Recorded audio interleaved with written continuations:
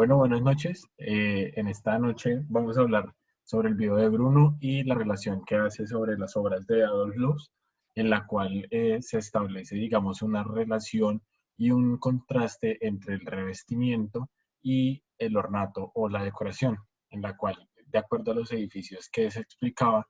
se tomaba como una actitud sincera el hecho de mostrar, digamos, el material puro y añadirlo en ese edificio y, digamos, usarlo como en una paralelo en una configuración de lo de la ornamentación, digamos, con sus edificios o con sus entornos, digamos, hacer esa comparación. Queremos partir de analizar como esa comparación entre qué tan mentiroso es la ornamentación y qué tan sincero es el revestimiento puro de los materiales. Bueno, a mí me llamó la atención que,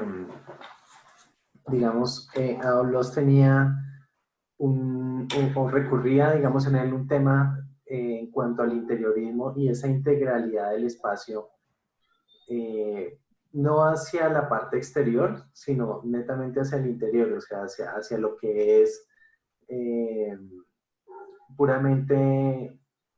vivencial dentro del espacio. Eso es lo que importa, digamos, para él. No era tanto hacer, como decía él, el diseño a partir del muro, sino a partir del espacio.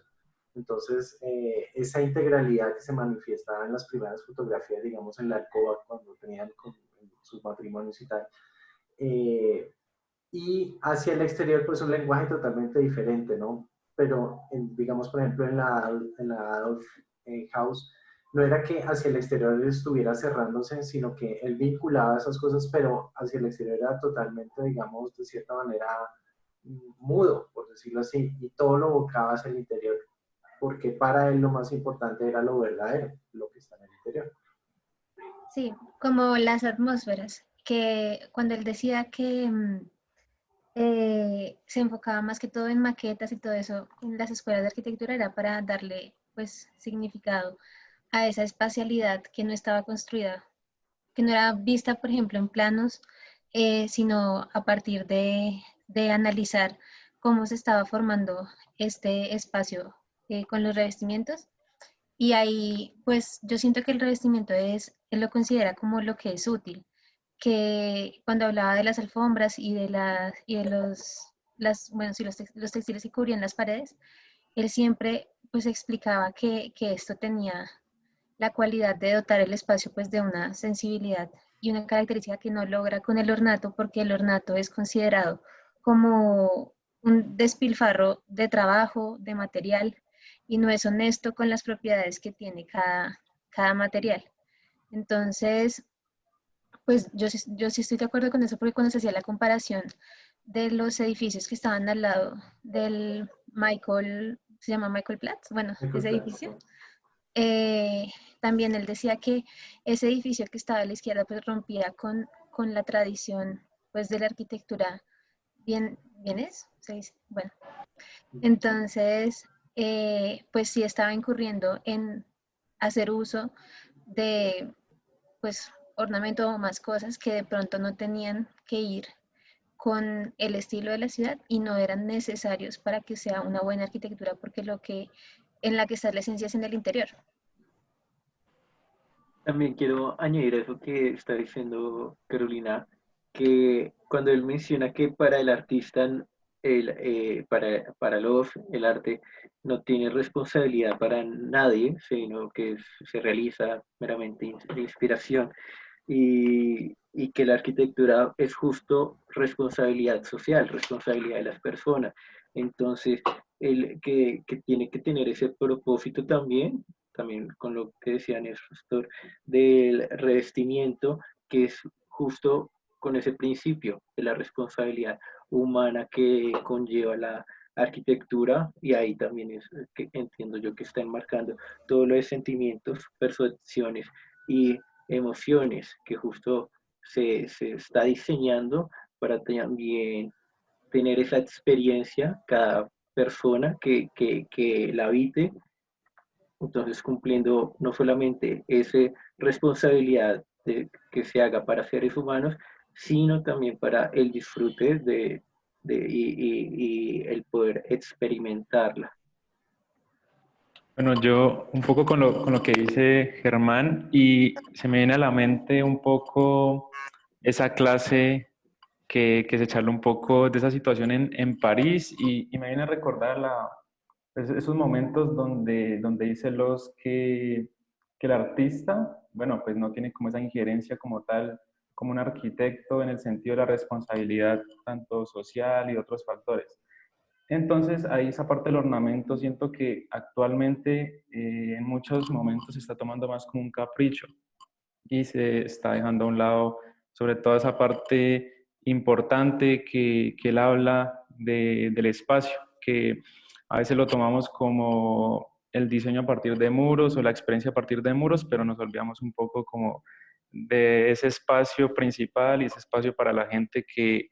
es el importante a la final, es donde pues vamos a vivir y siento que se está volviendo más capricho, entonces ahí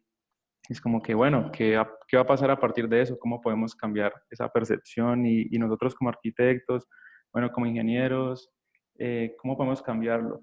Es como que me queda esa reflexión ahí. Yo creo que, pues yo opino que parecido a Caro, y también creo que el ornamento es algo que es de alguna manera innecesario, y pues en la modernidad, con todos los problemas pues como el de la falta de recursos y esto, también creo que de pronto es un poco